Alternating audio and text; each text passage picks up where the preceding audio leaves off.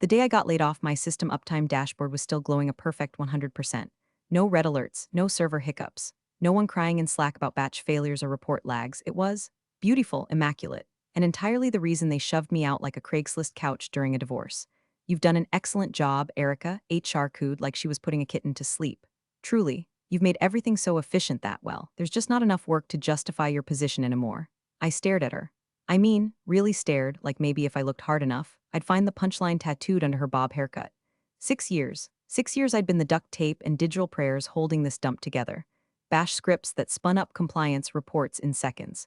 Batch jobs that processed payroll faster than the actual accountants. An alert system so finely tuned it pinged a dev smartwatch before their pipeline failed. But no, I was too good at my job. I'd made it look easy, seamless, effortless, and now I was being thanked for my contributions by being turned into a goddamn cost-saving measure.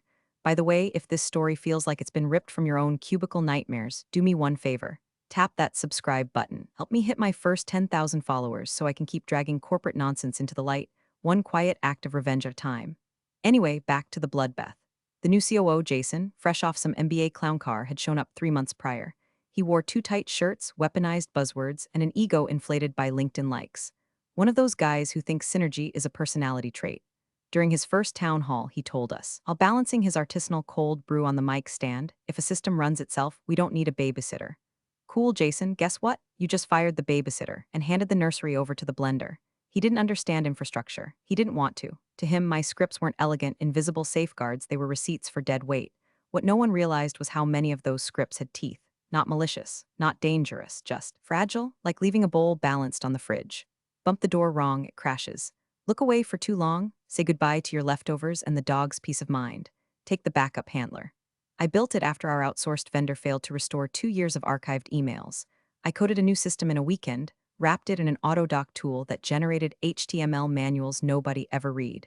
It even emailed a summary to IT once a week. Buried in that doc on page 14 under manual execution flags was a single line. Bypass auto equals true, disables scheduled backups unless flag is toggled manually. It was there. Documented, transparent. It even had a note, use only when maintenance requires temporary suspension. Reset ASAP, nobody ever used it. Nobody even knew it was set to true because I set it once during a dry run. And then they laid me off without reviewing a single configuration. My access didn't vanish immediately. Their offboarding checklist, crafted by someone who thought Jira was a Pokemon, revoked privileges in stages. HR assumed IT would pull me. IT assumed HR would handle it. Meanwhile, I still had access to every server that ran my scripts because no one remembered which credentials they piggybacked off. I had just enough time to walk out clean, professional, and invisible. I even brought donuts on my last day. Legacy doesn't mean old, I told them with a smile. It means it outlived the people who understood it. They all laughed. The new guy, Troy maybe, asked if I had any advice.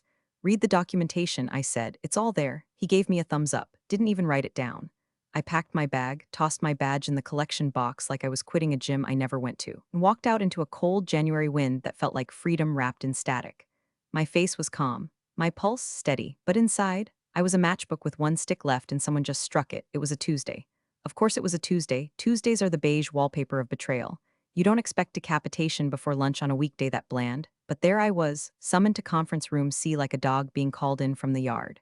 No subject line, just quick sync, I already knew. The HR rep was new, young, still believed in phrases like work-life balance and company culture.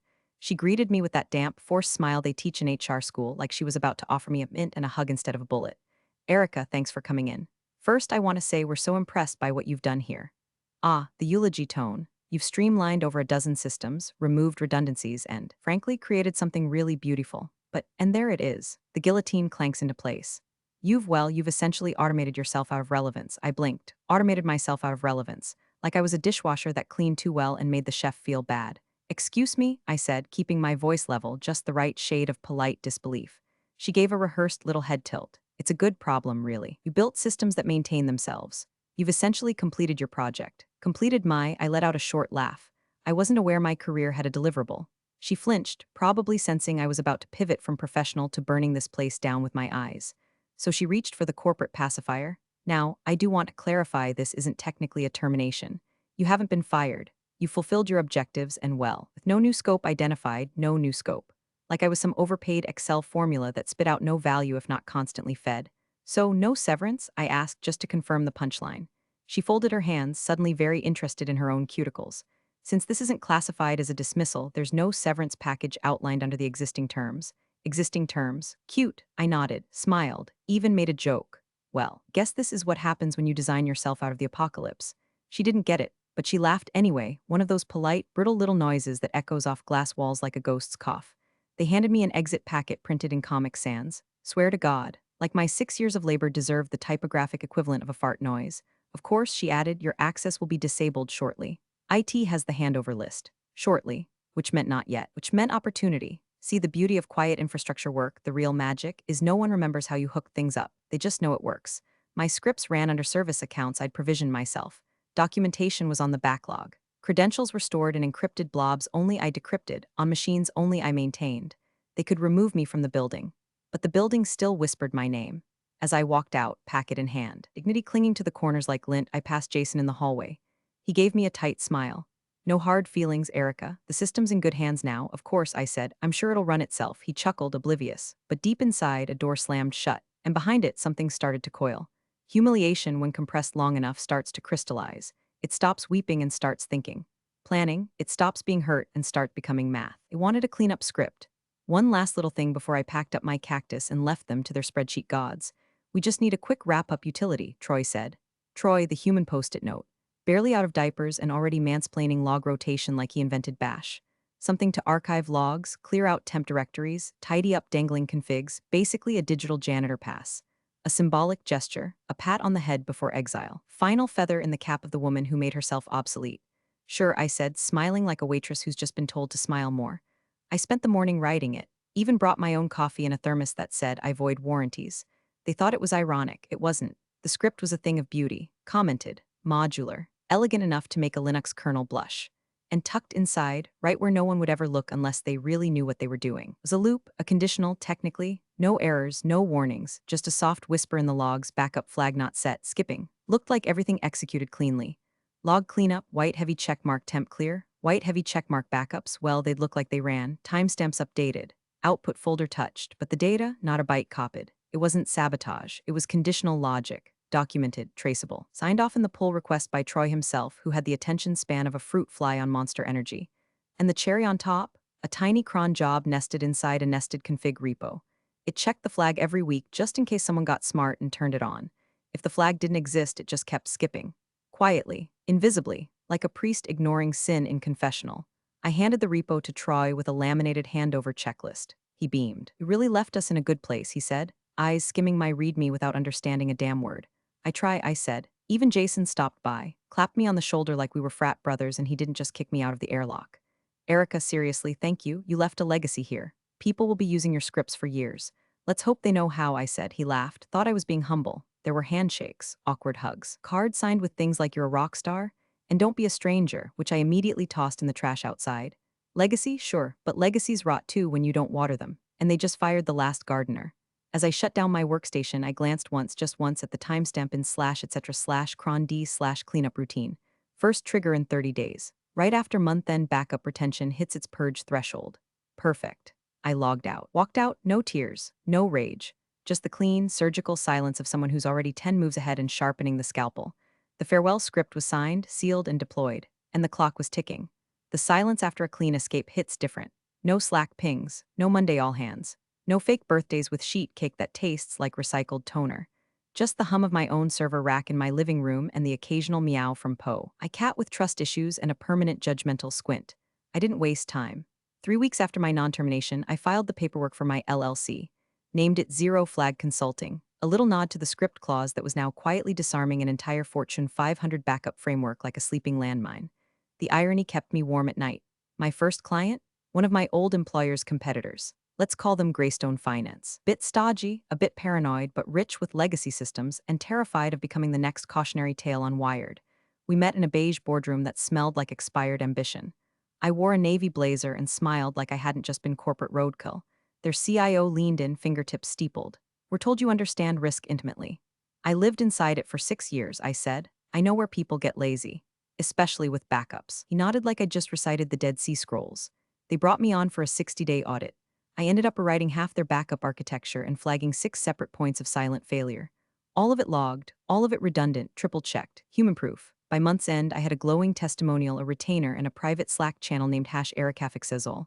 Satisfaction? Yeah, it crept in. Not loud, just a low purr. Like the hum of servers doing exactly what they're told. I was earning triple my old salary, setting my own hours, drinking coffee that didn't taste like burnt apologies. But vengeance? That lived under the floorboards, still twitching, still whispering.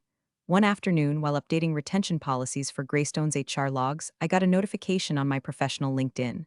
A post from my former employer, glossy graphic, corporate font, smug blue and gray color palette that says, "We believe in efficiency until we don't." Celebrating streamlined ops. Thanks to internal innovation and strong leadership, we've optimized our systems and reduced operational overhead by 28%. Excited for what's ahead. There was a photo of Jason, smiling like a man who just found a 20 in his khakis. Strong leadership, I muttered, sipping my coffee. Strong like two-ply toilet paper.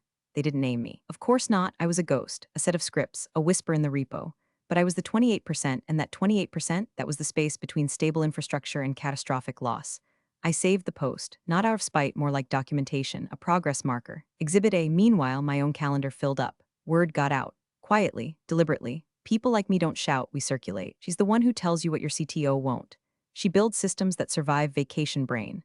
Her alerts catch fire before the fire starts. They weren't wrong. My invoices were clean. My code was cleaner. And every time I typed a retention policy or built a backup plan, I remembered that little flag in /etc/sysconfig, the one still quietly blinking like a forgotten lighthouse. 30 days, they didn't know it yet, but they were already running on borrowed time. And I was right on schedule. On day 29, the system started coughing. It was small at first. Just a weird Slack thread in the DevOps channel, buried between some intern asking where the bathroom keys were and someone arguing about Jira ticket colors. Anyone know why the QA logs from last week are empty? No one answered for 6 hours. Then Troy, bless his gluten-free, half-zipped Patagonia soul, chimed in, ignore it. The system auto-manages. Might just be pruning, might just be pruning. That phrase, man, like digital necrosis is just a little spring cleaning. I could see the reply in his tone, smug, distracted, probably typing one-handed while sipping a turmeric latte. Meanwhile, /var/log/transactions had already quietly eaten its own tail and burped out a cheerful no entries found. I didn't say anything, obviously. Just watched. Good ghost never knocks before the haunting. See, I'd left behind something deceptively delicate. That hidden cron job I planted, it wasn't malicious, it was just honest, it followed orders. Every 7 days it checked for the backup flag. If the flag wasn't set, it skipped, logged the skip, patted itself on the back, and moved on. No drama, no errors, just obedience. And on day 29, it had done what it always did, nothing. But now the cracks were showing. Not enough to panic yet. One department, something in legal ops, started seeing missing data. Audit trails that ended mid-sentence. Metadata that pointed to ghosts. I think the archive sync is off, their team lead posted. Give it an hour. These things resolve, someone replied. These things resolve. Like data loss is just a phase, like puberty or crypto. Meanwhile, I sat in my studio/office, sipping cold brew, listening to lo-fi jazz while I combed through Greystone's financial redundancy matrix. I caught wind of the issue through a former coworker's Twitter alt account. Something cryptic about phantom logs and bad moon rising. I cracked a smile, couldn't help it. You ever hear the sound of denial tightening? It's quiet, like shoelaces before a sprint you don't know you're in. And inside that building, you could almost feel the air get heavier, that kind of pressure you get before a thunderstorm hits, when everyone's pretending the clouds don't look angry yet. Someone in operations reopened an old Jira ticket about intermittent discrepancies. They closed it 10 minutes later with the note, couldn't reproduce. Possibly temporary. Sure, buddy. And my ex just accidentally logged into Tinder during therapy. I pictured Jason scrolling through his dashboard, seeing all those beautiful green check marks, blissfully unaware that underneath them, the system was hollowing itself out like a termite buffet. Because here's the thing about automated integrity, it's only as good as the human memory maintaining it. And they'd fired the one human who remembered how it actually worked. Now, while they were busy celebrating streamlined ops, the archive processes had quietly skipped 29 times. No alarms, no error states, just skipped. Because that's what the condition said. The final 30-day retention cycle was already mid-countdown, and in a few short hours, the purge script would run right on schedule. A simple, efficient, unremarkable execution, one that would delete everything they thought they were still protecting. Transaction histories, HR incident logs, payroll backups, configurations, DNS maps, legal document revisions, gone, and no one would even know it happened until they went looking. Tick, tick, tick. It hit just past midnight. The system did exactly what it was told to do. Nothing more, nothing less. No fireworks, no klaxons, just the quiet precision of logic unfolding like a guillotine. At 12:01 a.m., the final retention job ran, At 12:02, slash backup slash monthly slash finance slash was empty. By 12:03, slash snapshot slash legal slash dropped into non-existence like a body into a river. At 12:05, HR tried to access a historical payroll report, got a 404. By 12:06, someone opened a ticket, data missing from archive. By 12:08, panic had an official Slack channel. It didn't hit all at once. It was more like a domino fall, slow and methodical, each department discovering their slice of hell with escalating disbelief. Accounting couldn't restore Q1 audit trails. HR couldn't pull performance reports for compliance checks. Legal tried opening a contract review from last month and got a blank folder, timestamped but empty. The ops team thought it was a mount issue, then a permission issue, then a sync issue, then a someone must have accidentally deleted something issue. But nothing had been deleted, not in the traditional sense. It had been skipped, every week, for 30 days. By 12:17, the incident response team was fully activated. Half of them still in pajamas, logging into war rooms from their home offices with bloodshot eyes and half-drunk Red Bulls. At 12:23, someone finally pinged the IT director. He'd been golfing the day they laid me off. Didn't even send a goodbye email. But now he was the one standing in the middle of the digital crime scene, sweating through his undershirt and whispering Jesus Christ every third breath. I wasn't watching live, obviously, but I didn't have to. I knew how this unfolded. I'd seen it in dry runs, stress tests, simulation environments. Except this time it wasn't a test. They found the script around 12:41. The cleanup SH file, documented, signed off, timestamped, reviewed. They ran it through 3 different threat scanners. Nada. They pulled it into a sandbox, still nothing. It wasn't malicious, it was just elegantly incomplete. One of the engineers, probably Troy, poor bastard, finally noticed the conditional. That's it. No sabotage, no payload, no ransomware, just logic. Simple, cold-blooded logic. A choice unmade, a flag unset, a silence no one questioned. And now, their data was gone, all of it, not overwritten, not encrypted, just quietly unpreserved. Auto-purged by the same policies they praised as efficient. What was once living infrastructure was now just bone, dust, and denial. At 1:03 a.m., someone reportedly vomited.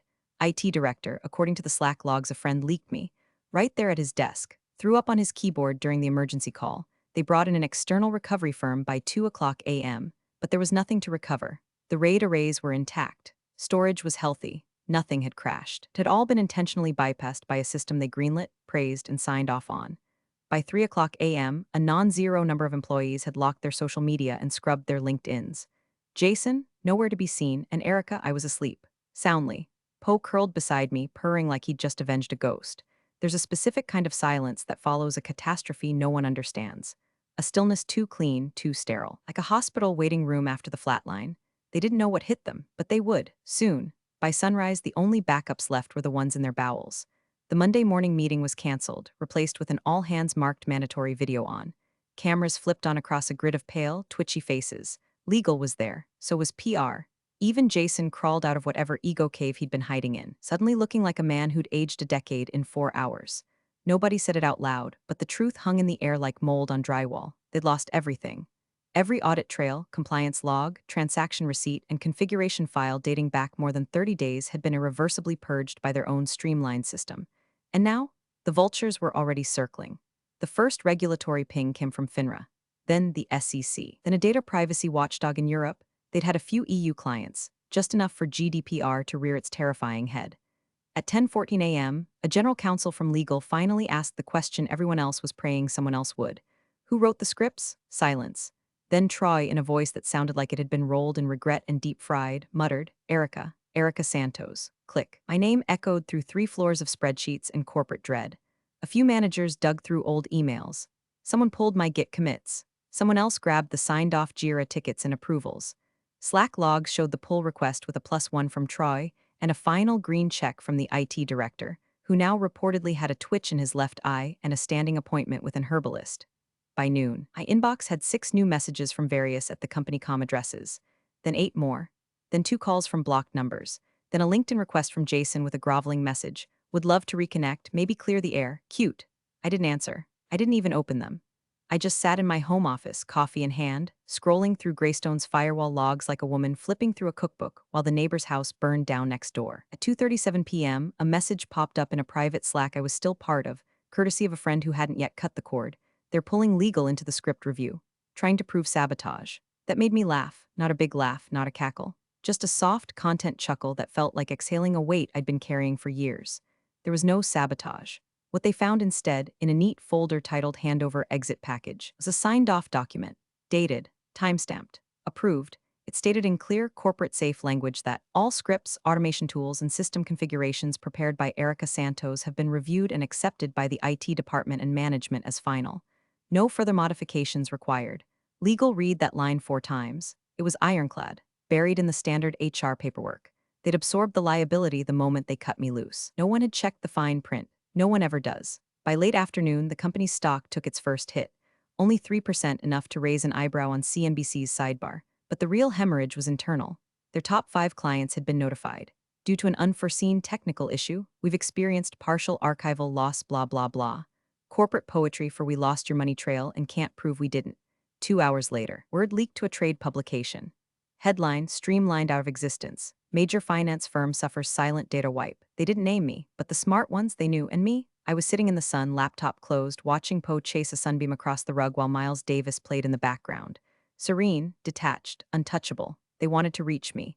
But the version of me they fired, she doesn't take calls anymore. Greystone's lobby didn't have a chandelier, but the silence still sparkled. We were mid-presentation. Slide 12 of a 40-slide deck titled Automating Resilience, Lessons in Preventing Invisible Failures. Every exec in that boardroom was taking notes like I was reading the 10 Commandments from a USB stick. They didn't interrupt. They didn't blink. They just nodded, hard. My final slide read, systems should never rely on memory, especially human memory. Closed the laptop and waited. Applause, actual applause. Not the sarcastic kind from devs who have been awake for 48 hours, but genuine, relieved clapping from people who knew I'd just handed them a map through the minefield they'd been dancing blindfolded through for a decade. Someone handed me a fresh check. Retainer renewal. Double what they paid me last quarter, plus bonuses. Plus travel fees for a flight I didn't take because I preferred to work from home. And socks. Afterward, in the elevator, the CFO leaned over and asked casually, "Did you hear? Jason's on indefinite leave." I nodded. "Health issues?" She smirked. "Professional integrity implosion." Word as he hyperventilated during the regulator debrief and started shouting about flags and sabotage. We shared a quiet laugh as the elevator dinged. I didn't gloat. I didn't need to. The man had nuked his career with the same smug finger he used to fire me. By the time I got home, there was a new email in my zero-flag inbox. Subject, urgent recovery support needed from my former employer. Signed by their acting CTO. A desperate tone. It was polite but bleeding at the edges. "We're currently reassessing our infrastructure strategies. We'd appreciate a conversation regarding potential consulting engagement for data recovery and future-proofing." Future-proofing. Adorable. I forwarded it to my assistant with a note. Double the rate. Add a nausea clause. The clause reads, "A 12% surcharge will be applied to any engagement involving infrastructure that caused public vomiting or reputational loss." They accepted. 30 minutes later, I opened the invoice template, updated the totals, included the legal paperwork, and attached a 2-page consulting scope that included system hardening, compliance guardrails, and yes, backup flag conditioning. I paused for a moment, just a breath. Poe was curled up in the window beside me, snoring like a small motorbike. Outside, the wind barely stirred. Inside, soft jazz played low like the background to someone else's movie. Someone who finally got the last word. I clicked send. Invoice delivered. Closure achieved. And somewhere in an office built on bullet points and bad decisions, someone just opened that email and tasted bile. Appreciate you sticking around, you legends of the break room. Subscribe for more chaos. Let's make your old manager spill their coffee in fear.